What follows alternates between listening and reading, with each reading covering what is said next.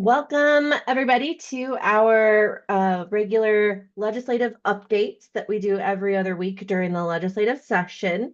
We're still getting quite a few folks logging on here, and so in a second, I will upload some documents into the chat box, but I'm just going to make sure that we get everybody who wants to join in before I start uploading documents. And while we do that, we can do some quick introductions and look at what's on today's agenda. So my name is Christine Tiddens. I'm the Executive Director of Idaho Voices for Children, and I'm super excited to welcome our special guest and VIP, all things health policy expert, Hillary. Hillary, would you like to introduce yourself? Hi, everyone. Hillary Matlock here. I'm the Policy Director at Voices. And like Christine said, I cover all things healthcare. Happy to be here. Oh, the list is growing, I feel like, anytime we say all things in this world. Yeah. So we're gonna dive in today and just what's been happening in the last 2 weeks. We have some headlines. As no one is gonna be surprised by, we're talking budgets, budgets, budgets.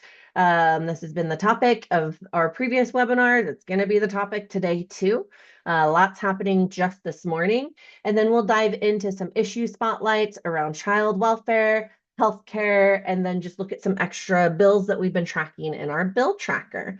As I'm watching the participant list grow here, I'm seeing lots of friends and partners and advocates. And so I am certain there will be questions that pop up. Use that Q&A box to ask your questions. Hillary and I will try to do the best that we can to answer them live. If we can't answer them live or it's something that you would like us to send you directly, we'll try to answer them in your in the Q&A box. All this is a big however, with just two of us, it's going to be a little tricky to manage if we get a whole lot. And so I also promise at the end, we will leave time for questions and we'll make sure and mark down if you wanted us to email at you or if you want to email us. I use the chat box to put in live links as well as I'll update or I'll upload a copy of these slides that have active links in them as well. Um, Anything else to get us kicked off here? Um, all right. Let's just do our quick intros. I assume everybody is familiar with who Idaho Voices for Children is, but just as the reminder, we are a nonpartisan nonprofit, and our headline is We Champion Public Policies to Help Kids and Families Thrive. What that means is over the years, we have really taken over leadership on a very large policy agenda, meaning we are the liaisons for folks who are on the ground impacted by services, providing services, connecting them to and all of the public who are interested as advocates to the legislature. And that's where we come in right now during the legislative session. We have our team down at the Capitol tracking as much as we possibly can on a whole variety of issues. So we dive in and are the leaders in child safety, foster care, all things related to improving child welfare outcomes, healthcare, that includes Medicaid expansion, protection, Medicaid funding defense, and maternal and infant health. Economic security. So we're looking at public supports such as housing, food, et cetera, to make sure that families have the ability to thrive in Idaho. And then finally, education with a focus on early childhood education, especially 0 to 5. This can include childcare, home visiting, et cetera.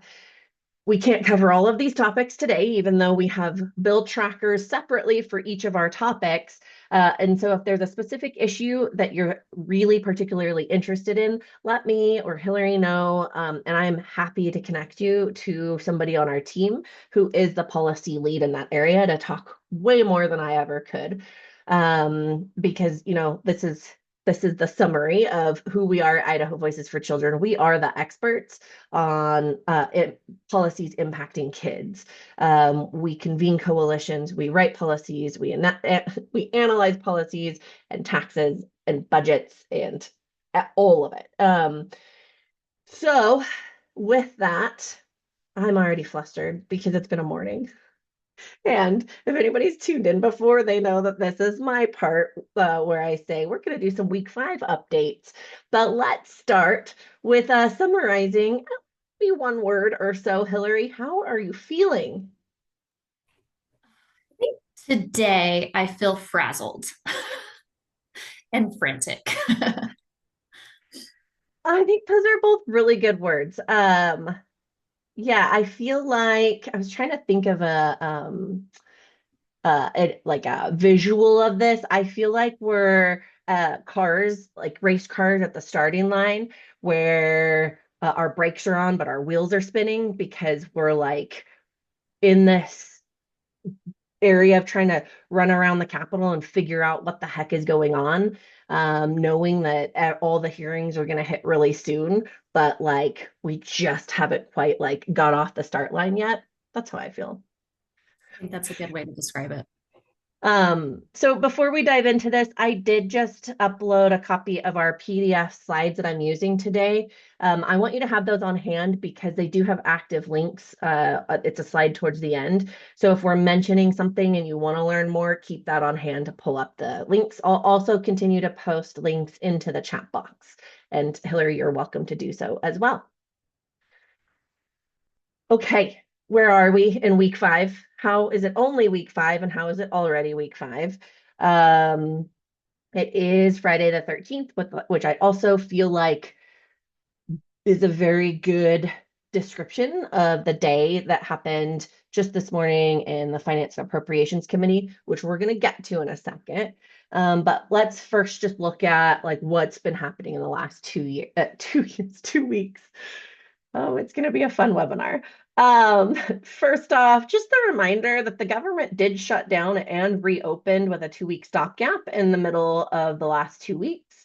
And the Idaho State Supreme Court upheld the private education tax credit unanimously. Those were really big headlines, and they really impact a lot of the work that we do. So I can't neglect in mentioning that in part of all of the flurry of news, those were really big headlines. But again, we've been repeating this a lot. The last couple of weeks have been focused so heavily on tax cuts, tax conformity, and budgets. What's also happened is we have just seen a huge flood of drafted legislation, draft bills that haven't been printed into public record yet. And then we're starting to see bills getting printed in a public record. And this like analogy that I gave of like spinning our wheels and going nowhere, or Hillary just saying she's really frantic. The data, of course, we have to be data backed. The data does uphold this. I went back and you can see pulled this was from last week, pulled to see how we're doing in bill introductions and new pieces of legislation compared to previous years. And already we are at a 13% increase over prepared legislation over last year. And if we go back 5 years, we're at a 34% increase. That does not count what happened this week or today. In one committee, Senate Juden rules, there are 23 RSs or bills waiting for an introduction hearing today in one committee. And so I am after today, the legislature and the Legislative Services Office updates this progress report. It's going to be fascinating to see where we're at because I assume we're just going to go over a cliff of no return for the number of bills that we're trying to sort through. And why this is so significant is a couple of reasons. One, the lawmakers are we don't have legislative staffers, very few. Chairs and leaderships get help. Legislative services does the best that they can, but they haven't had many funding increases to help address the huge influx of new legislation. And so what we have are lawmakers are going to be faced with voting and making decisions on over 1,000 bills, up to 1,000. I don't know, a lot of bills in under 3 months on issues that they won't know a whole lot about. And the only way that they can really keep grasp on things that, especially that we find important, is if we, Idaho Voices for Children, and all of the public and our partners, make sure that our top priorities get put up as important, and help lawmakers understand why they're important and how to take action. And so with that, our staff is a small but incredibly mighty team because we are trying to run around and monitor all of these newly printed bills, but also try to piece together like what is happening. So one example, and I'll talk about this later, in child welfare and foster care legislation, it is a very popular topic. We've tracked down 16 topics that multiple and various lawmakers are working on, not usually together. And so we're just trying to run around and say, like, who's aligning with who, what overlaps, what harm could be done, what's good legislation. And in the last week, doing all of that on multiple topics is, I think, why I feel like Hillary mentioned frantic. Hillary, anything to mention just about like this influx of bills and the frantic nature of this week? I think what's been interesting this year so far is it's, I think it's surprising to me. I haven't been tracking how many bills that have been introduced so far this year. And so it somewhat surprises me a little bit to see that there's been more because I feel like most of the work and which I know you're going to get into is like it's all been so focused around the budgets and what's happening within our budgets. I haven't really seen any, like at least when it comes to the my area of like healthcare Medicaid, I haven't seen really any policy bills yet around Medicaid. And at this point, I was getting some like Google photo memories of how we had at this point last year had already been a part of a couple of legislative hearings and given testimony. And I haven't even done that yet. And so it definitely feels like all of those bills that got introduced, they're now starting to pile on the hearings. And we're going to start seeing that. Hence, the bill is starting to feel a little bit frantic because of how everything is seems to be ratcheting up pretty quickly. Yeah, thanks, Hillary. Let's come back after we talk budgets. And before we dive into the issues, remind me, and let's come back to talking about public participation in public hearings, or lack thereof, and what we're going to expect. Because that is, I was going to put a whole special slide that was basically like, uh, danger or like caution, like lack of public input opportunities. And so let's get to that in a second. But again, like I had mentioned, the last two webinars that we've given, I know we focused on budgets. And if you're tired of hearing about it, I guess, sorry, but that's where we're at with the legislative session. And the budget cuts, our deficit are what is like, it's the defining moment of like everything else happening at the legislature. And so I'm just going to go through where we're at. And then Hillary, on the next slide, I have what happened today. So you can help jump in and add some context there. But just a reminder, we entered into this legislative session with a significant deficit, estimates between 500 million up to $1 billion. All things considering if we did full federal tax conformity, and how the governor would react in potentially using rainy day funds or other uh, revenue sources.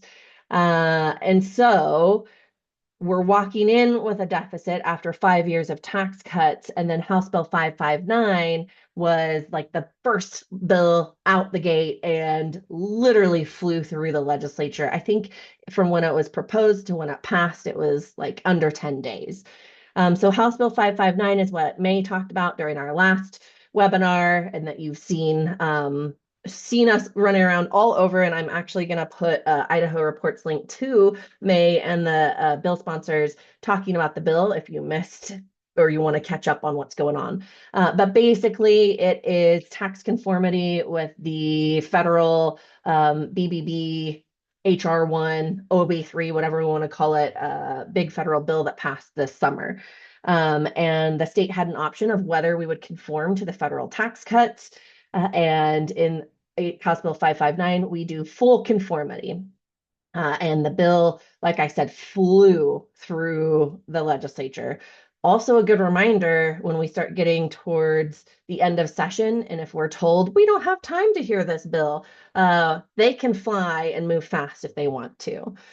So 559 passed with it was straight party line with a couple of lawmakers missing the vote. And then the governor did sign it into law on Tuesday. So basically, what it means, the full tax conformity will be retroactive. It will is estimated to cost the state $155 million in fiscal year 2026 and 175 million in fiscal year 2027.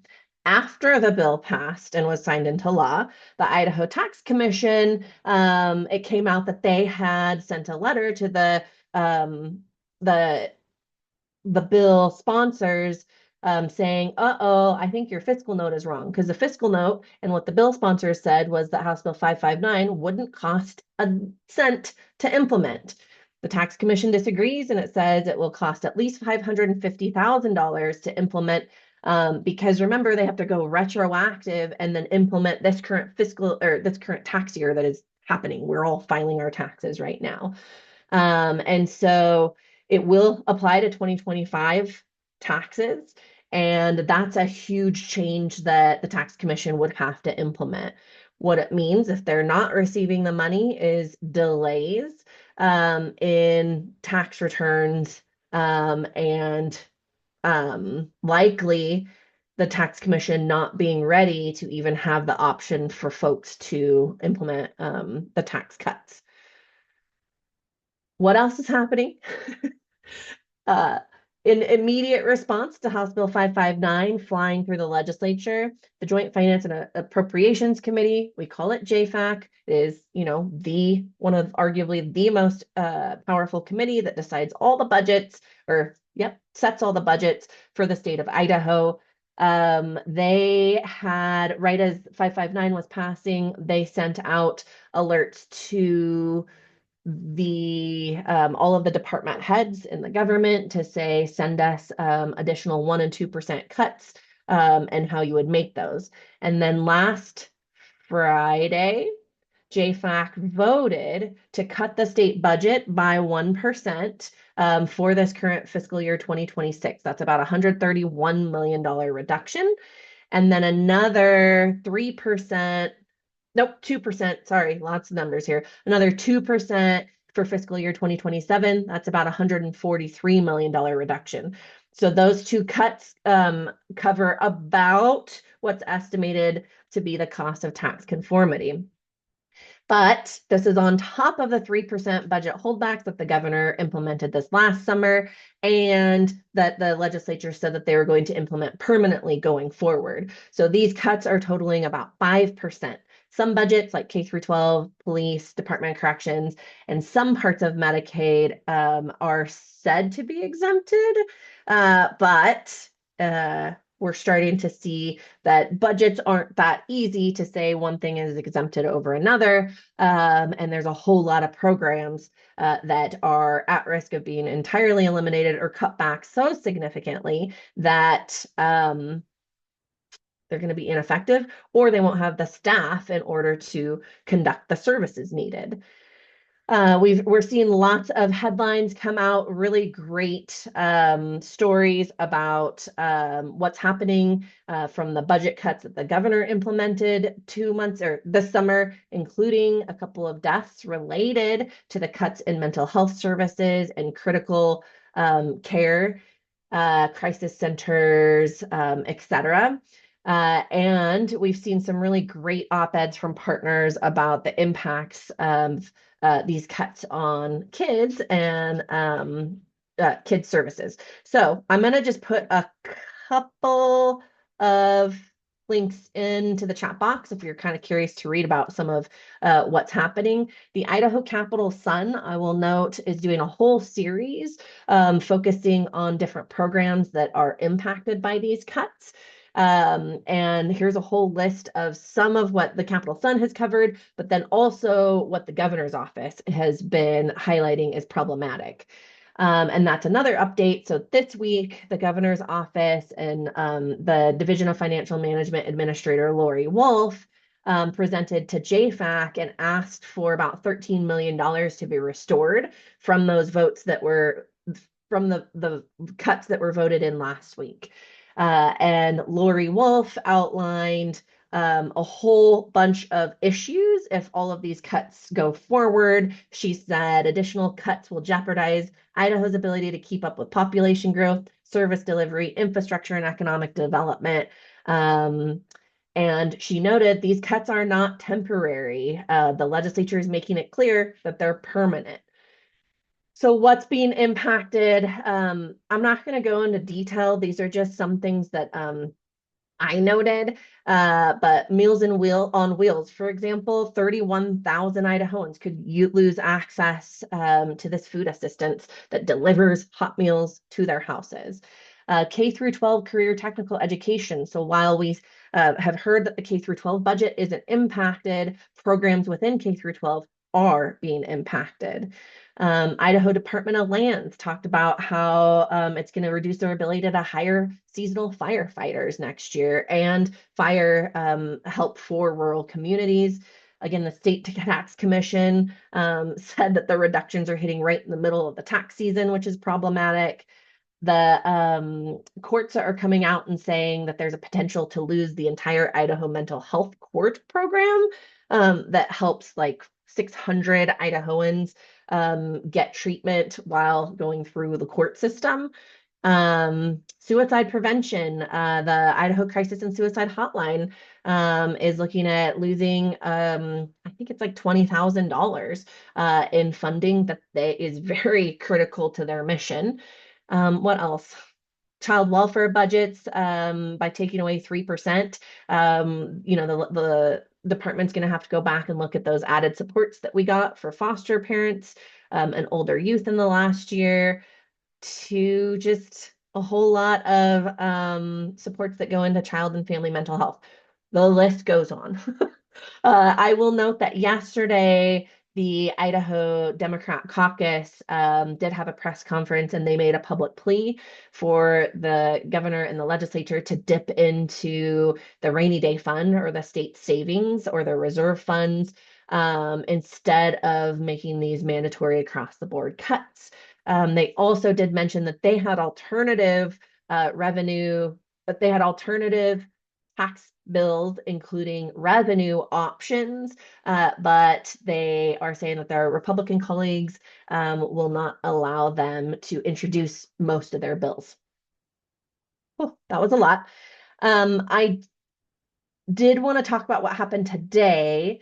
And Hillary, did you have anything to jump in here or any questions that we have that have come up? Um, Gosh. No, I think you covered it all pretty well. I can add some context as you go into what happened today, but I think you're good. Okay. So did you watch JFAC today, Hillary? I watched it up until they voted on the Department of Health and Welfare budget. Okay. Can you give a little context of what it looked like and how it kicked off? And then I'll talk about what happened. Oh, goodness. Okay. So here's what's been going on. What's really interesting. I'll just start by saying one of the problems with the process happening in the Joint Finance and Appropriations Committee is they can't seem to really lay out what their actual process is in a way that is transparent to both lawmakers and legislators on the committee and also to the public. It seems that every year they come back and they have some new process, some new way that they're voting on budgets. And it's caused a lot of contention and a lot of confusion within the committee. A lot of legislators are not liking this process and how they're going about. There have been some changes again with the new co-chair Tanner coming into this position. They've made a couple of more adjustments. And so how they've approached budgeting this legislative session has been to so a week ago, the I guess to start out, they had sent out, like Christine had said, a letter out to all state agencies saying, okay, we see the 3% hold that the governor's recommending. We want to see what an additional 1 to 2% hold would look like for state agencies. So submit us those budgets. They ended up exempting a couple of different programs, Medicaid being one of them. And so, but not all the budgets within health and welfare were exempt from that additional cut. Actually, I believe a couple of budgets in the Department of Health and Welfare were subject to that additional cut.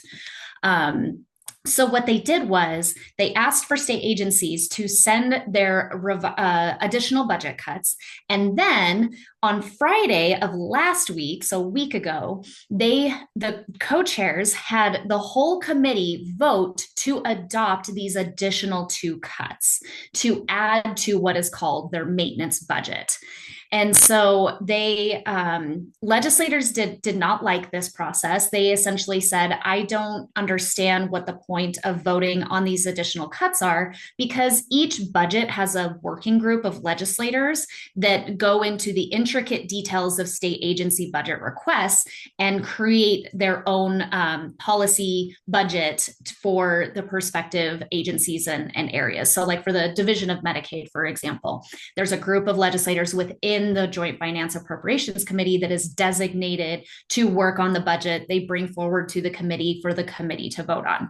So it was abnormal for the finance committee to come forward and say, well, before the working groups even do their budgets, we're going to set a baseline of where you need to start.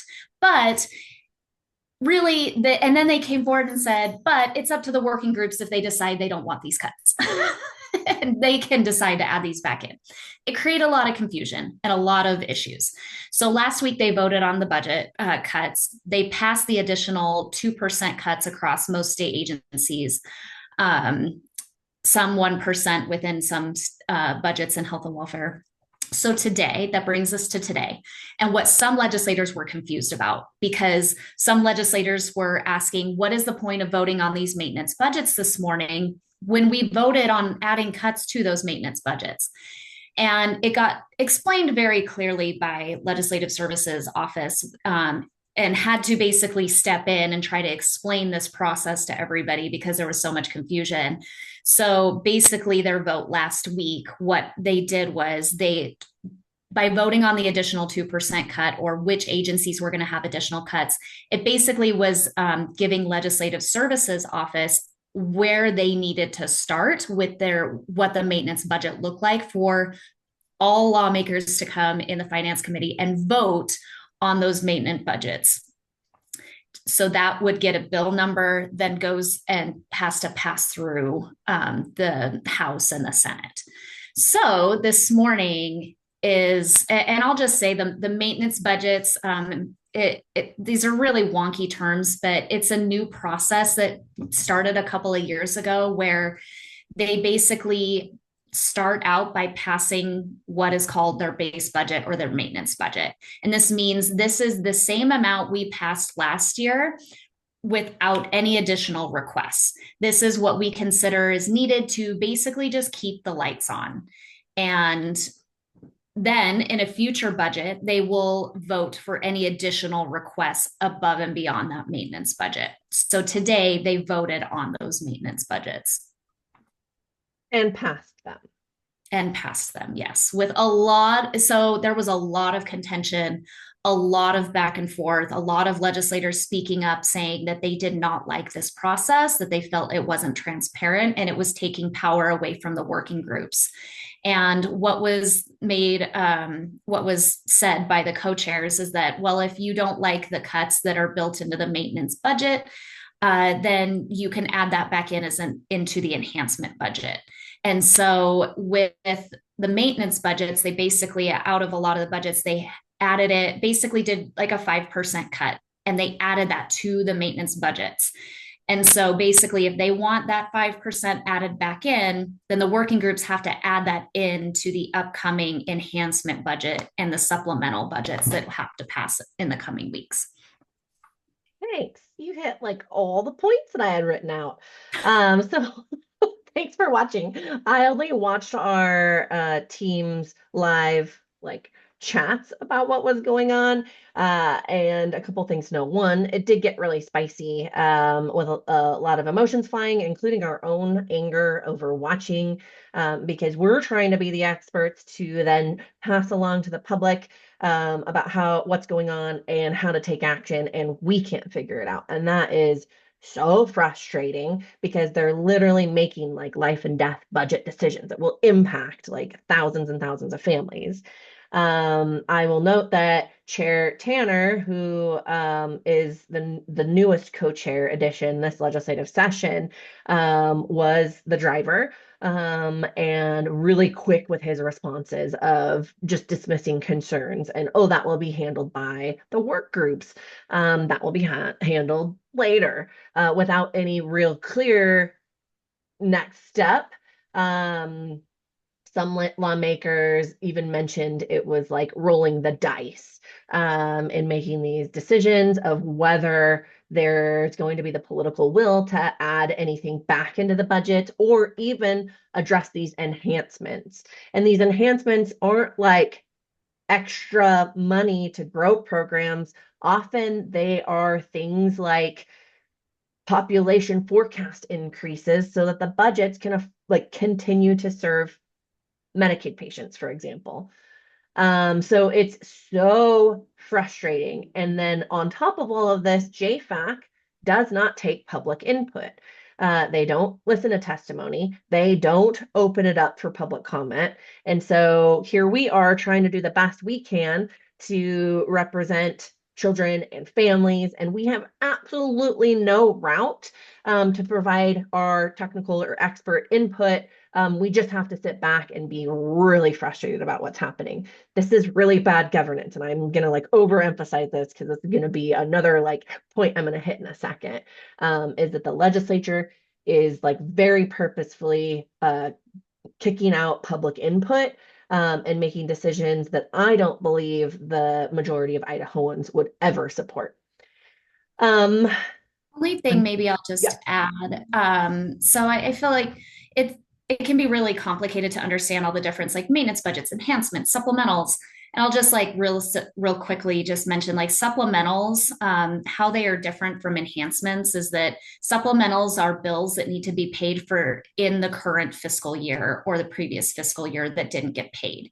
So sometimes things happen, reconciliation payments, or things ended up costing more than they anticipated. And so they come back and say, oh, hey, we actually didn't budget enough in this area, so we need additional funds. And because some of these programs they're required federally to cover these, they have a legal obligation to pay those bills. And so some of the discussion happening with amongst legislators is, I don't want to pass the supplementals, I don't want to pass the enhancements. And so there is a lot of concern that they could pass these maintenance budgets and not even take up the supplemental or the enhancement, which is really problematic. and an example of how it's problematic, and I'm sure you can add more, Hillary, is it means that the state is not budgeting enough for the increase in population being added into the Medicaid program. So if they don't pass a maintenance budget to do those population forecast adjustments, the program will run out of money and they just won't have the ability to reimburse providers. That's one example. Like It also it, sets up for lawsuits yeah, because if they are bills that need to be paid because for services rendered and they are not paid, they actually have legal standing to sue the state for not paying those bills. yes. Which guess what? That has huge price tags on it. Um, and then the final note here is that while the Democrats, and I have a picture of their press conference yesterday, the Democrat caucus was calling for the use of the rainy day funds. The governor has said, hey, we have alternative ways to fund some of these programs. We don't need to do across the board cuts. JFAC did vote for those cuts. They were implemented. And by passing these maintenance budgets, it's done. Unless it is very unlikely that they'll go back and reopen and revote on these. So that means we're moving forward without using the rainy day funds to cover the list of cuts that I just showed you and the impact that they could have. Um, And moving forward, it's going to be really, really key that when the public does have the opportunity to show up, that we do strongly to stop any more program or service changes, but also just to express this anger of like, this is not what we are as a community, as people that come together. We believe that healthcare is a right. We want Medicaid to be successful. And like we voted on Medicaid expansion. So I'm getting really angry. Like I said, there's a lot of anger today. Okay. I was looking to see if there's any questions. There's not. So I'm going to keep going. Um, you want to talk about a little bit more anger.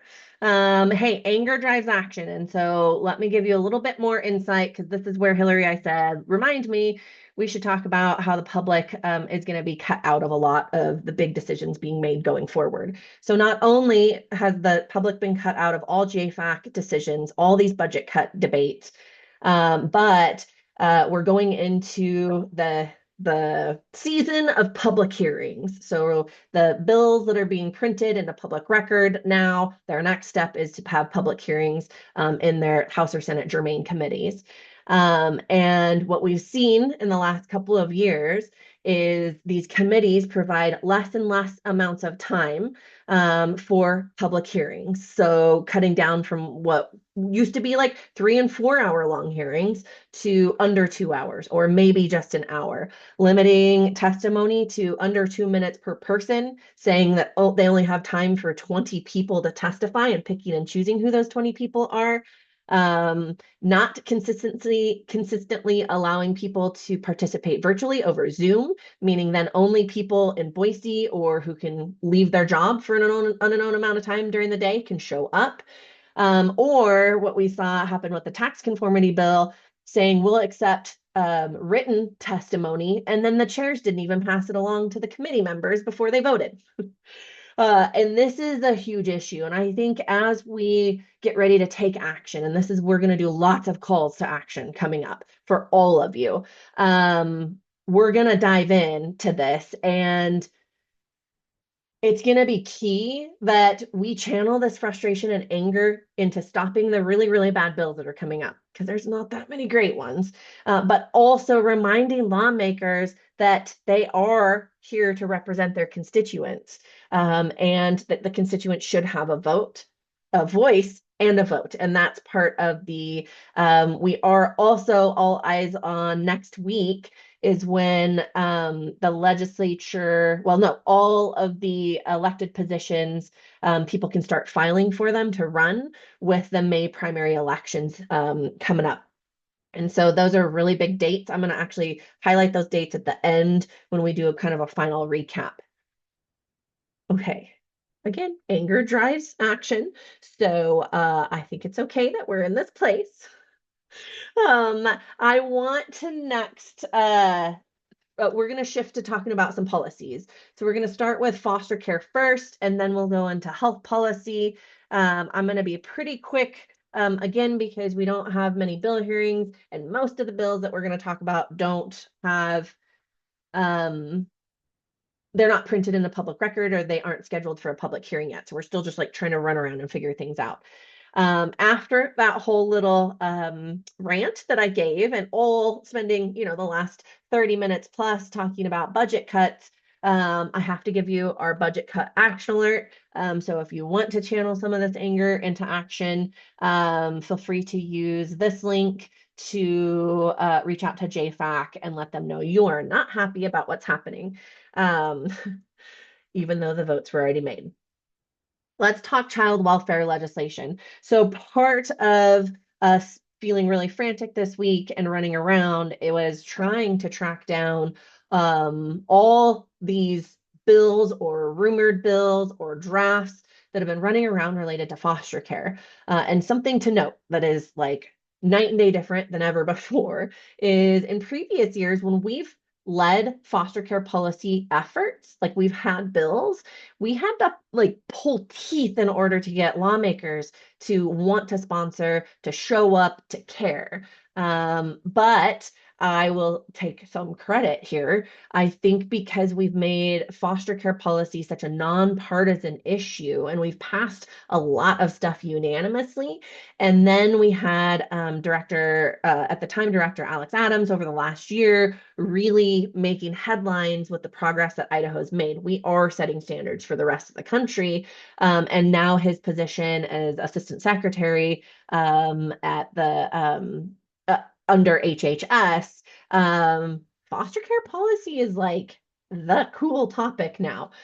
What that means is uh, my staff and I, Hillary has been a huge helper in this too, have compiled a list tracking all the different topics and draft bills and current bills that we've found. And there are 16 topics, all with at least one bill in each topic.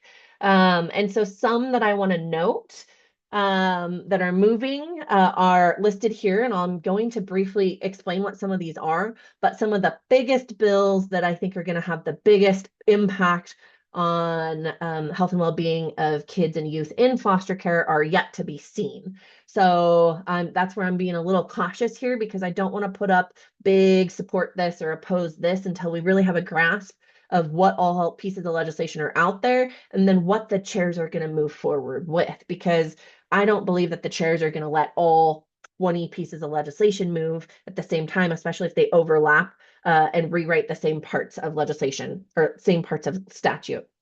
But what we do know, a couple of really good bills that have popped up already. The first one, this foster child federal benefits, House Bill 558. So Representative Tanner is the sponsor of this bill. And what it does is it ensures that children who are in foster care and are receiving like survivor SSI benefits, that the state creates an account in order to save those dollars for the youth for after or when they leave foster care, instead of previous actions where the state used those dollars to fund foster care services. This is a good bill. We have no expectation that it will have any issues passing. And Hillary, I think, is this the one you mentioned is up for a hearing soon?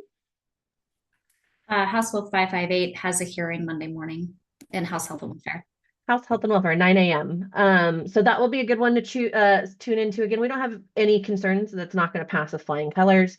There's Senate Bill 1257. This deals with foster children and visitation. It is Senator Melissa Wintrow's bill. It's another really good bill. I think it's been a little stuck, and she's hoping it will move soon.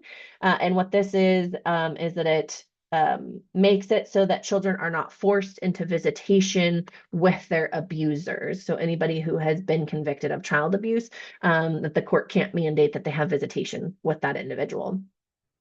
There's another bill that moved and actually passed out of the Senate Health and Welfare Committee yesterday, Senate Bill 1266. This one deals with three different topics, a couple of really good things in this bill. One, it expands the definitions of kinship to include fictive kin or non-relatives who are very close with a child. So think like an aunt that, or an aunt that has a partner who they've been with and has been part of the children's lives. A next door neighbor, someone, best friend that a child has been sleeping at their house. They will get fast tracked and then have the allowances that kin families have in placements of foster children. We're still keeping an eye on ombudsman funding and their authority and all these giant, massive budget cuts. This is one that we are keeping a very close eye on. Other bills, one was printed yesterday. I have not seen the legislation yet, so I cannot comment if it's good or bad. But Senator Shippey has a bill related to foster parent training requirements. And then today in Senate June Rules, along with the packet of 23 bills that are up to get printed, Representative Ehart has an open courts bill related to who's allowed in child custody or child protection hearings, as well as looking at definitions of neglect. We don't know. We'll have to wait and see. We also have rumors that there is something called a Benji's Law to make it it's in response to the infant that passed away in December after baby was sent home with parents who have had children previously removed from their care, and a whole lot of concern from medical professionals. And then finally, we keep hearing lots of rumors about a medical kidnapping bill package. This is going to be bad. We've heard a lot of rumors about what's in what is going to be a package of bills. All of them are essentially defining medical kidnapping as a term and punishing medical professionals and law enforcement if a child is removed from a parent, or if suspicions of abuse and neglect are submitted and nothing is substantiated or the cases don't move forward. So they're an attack on people reporting suspicions of abuse and neglect, and really expanding medical neglect allowances. That was a lot. I don't know. We're hopefully in 2 weeks we'll have it sorted out. Um, I do want to mention before I turn it over to Hillary, we have our Foster Care Awareness Day on Wednesday. This is like a couple days away. Time is flying. This is the most exciting opportunity for you to come to the Capitol and just celebrate. It brings together foster youth, partners, community advocates, guardian ad litems, foster families, birth families. We all show up to have breakfast with lawmakers in the rotunda, check out community partner tables. The lieutenant governor is going to be reading the governor's proclamation. We're going to have some really cool guest speakers. We recommend that you register so that if you want to attend the breakfast with lawmakers, we can reserve you a breakfast burrito. And then if you register, you'll also make sure and get updates on the schedule, because all things Idaho Capitol calendars and agendas change. And so we just want to make sure that you have the most up-to-date information. But regardless, feel free to show up next Wednesday morning, whether you're registered or not, and celebrate this really cool day with us. All right, Hillary, we're ready to move to healthcare. All right. Healthcare, going back to budgets again, mainly just because I think a lot of folks on this call probably will be kind of curious about what's happening within the Medicaid space. It's been such a huge topic of conversation every single year, and this year is no different.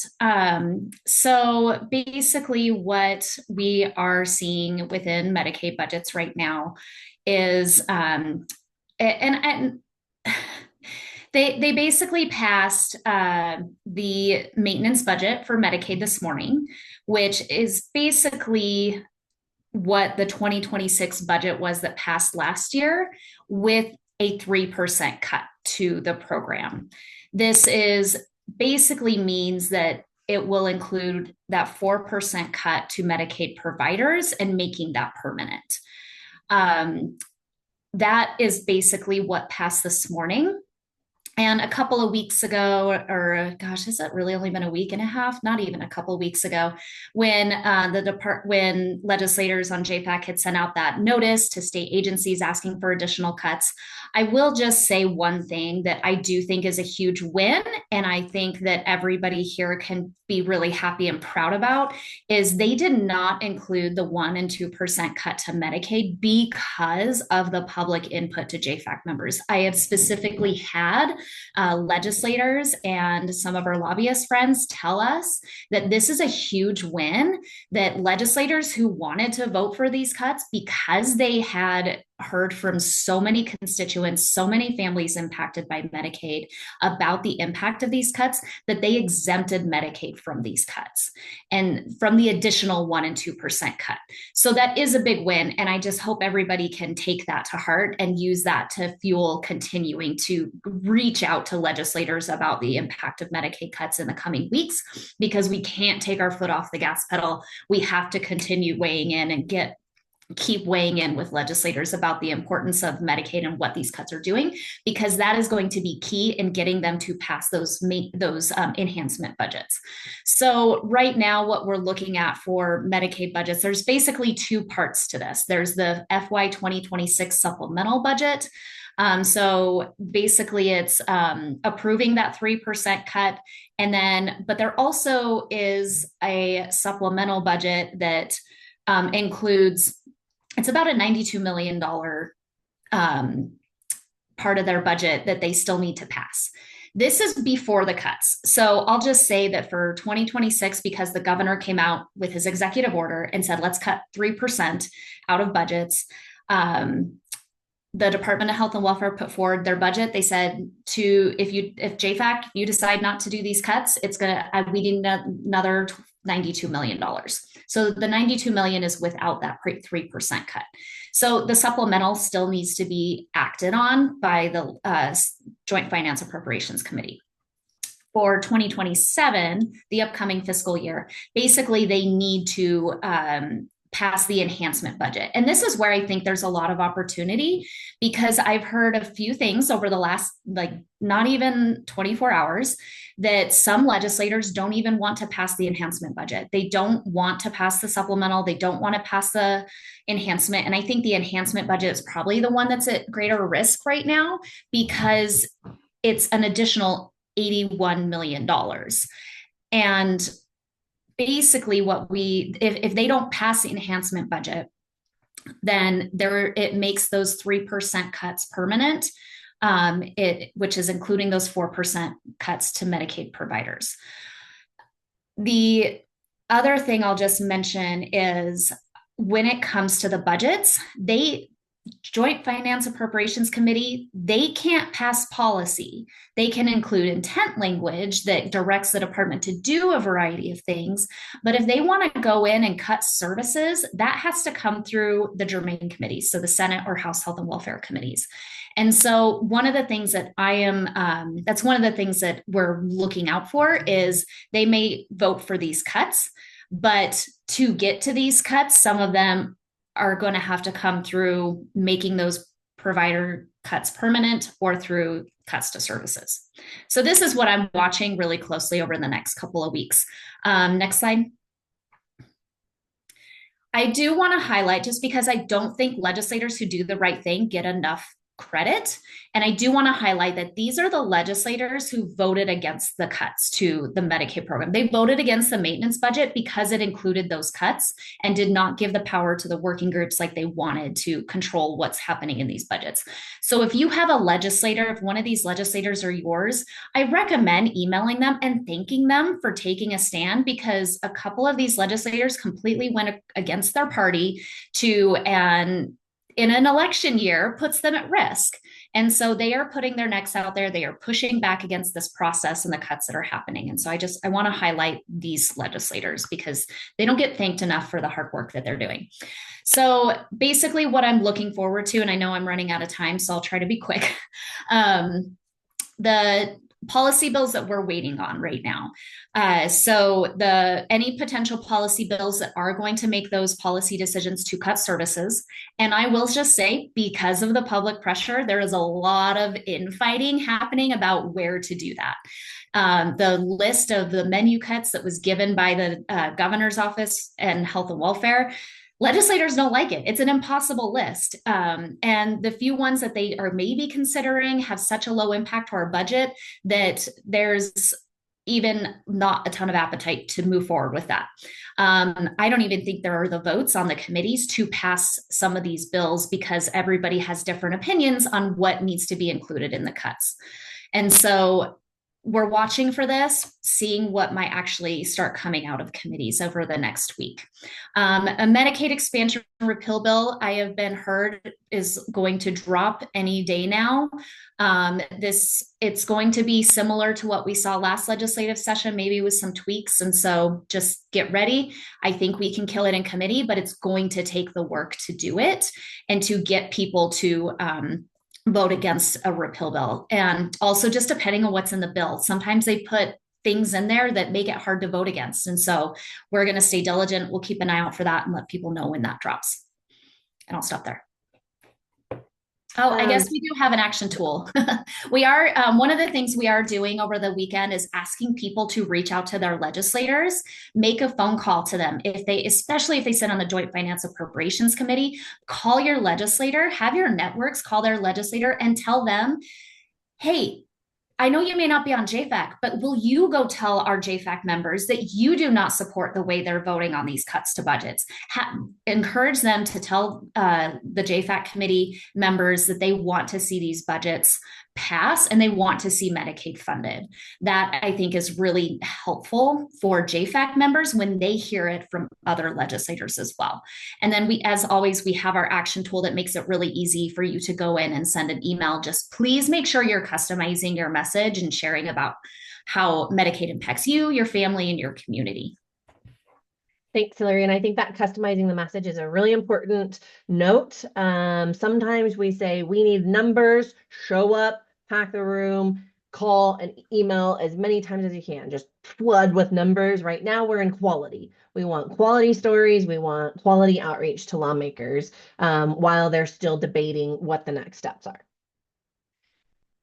Okay, so we only have a couple minutes left, and I purposely put the legislative tracker at the end because I keep a legislative tracker of what partners are working on or bills that are really making headlines. So I definitely encourage you to take a look at these if they're of interest. A couple that I want to point out, House Bill 572. It's the ban on youth social transitioning. So basically, it adds penalties or the ability for parents to sue medical professionals and what they say, any mandated reporter, which is literally every adult in the state, bans them from from using pronouns and names that are not associated with biological sex. And then if there's not written parental consent, the parents have the ability to sue, and the penalties can be as high as $150,000. So that has a hearing today in House Student Rules, I think at 1:30. Um, should be an It's interesting one. happening right now. Oh, it's happening right now. Never mind. Go after we're done, log on, watch that. And then a huge red flag alert that calls for a constitutional convention are moving forward. And the balanced budget con bill has passed the House and is waiting, is headed in the Senate. These are incredibly scary and troubling pieces of legislation because they basically allow the rewriting of the US Constitution. And when there's goals such as passing a balanced budget amendment on the federal level, that threatens all of the public services that we know are key for kids, families, etc. Okay, upcoming dates to note. This Monday is actually technically the day that the committees would like all bills to be printed.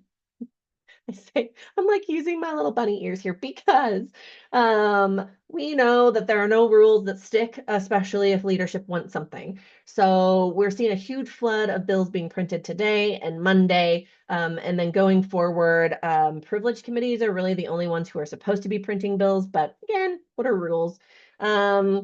The primary election filing period starts February 23rd. This is a really big date because it's when all of the lawmakers, if they're going to choose to rerun, will file, as well as all the statewide elected positions. And it's going to define a lot. And then after the filing period is when we're going to see lawmakers wanting to get out of session to go campaign. We're going to see floods of out-of-state money coming in to support all the culture war issues. We're going to see lots of headlines that will make national news for their ridiculous statements so that lawmakers can head into primaries with their faces on the front page.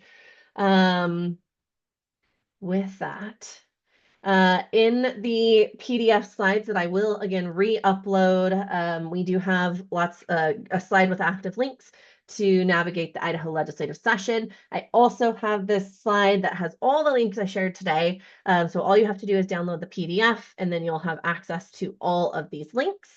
And then finally, we have to make sure and give a call out to all of the different work that our coalitions do. And if you want to make sure that you're signed up for newsletters and action alerts as they happen, sign up for all of these newsletters. They're in that active PDF link slide. And yeah, our work is entirely thanks to the support of all of you taking action, donating, and just being a part of our work. Whew. Thanks for attending, everybody. I am going to upload the PDF slides in the chat, and then Hillary and I will stick around for a couple of minutes after if you have any questions, and then to make sure that all these links and everything that you want to download are live and active for you to be able to access. Any parting words, Hillary? No, just really appreciate everybody. I think I've seen more people engage this legislative session on fight for Medicaid, and I just am so grateful that people are so engaged and sharing their stories because it's having a pretty big impact and difference amongst a lot of legislators right now. So just really appreciate it. I want people to know that it is making a difference right now when it comes to the conversations around Medicaid cuts. And so thank you for doing that, and we got to keep it up. And we keep it up by maintaining healthy people and healthy relationships. And so do what you can to have fun this weekend, celebrate Valentine's Day if that's your thing. And then we'll be back at it a lot in the next couple weeks. So thanks, everybody. I'm gonna just stop sharing, but we'll stay on if there's additional questions and we'll monitor the question box.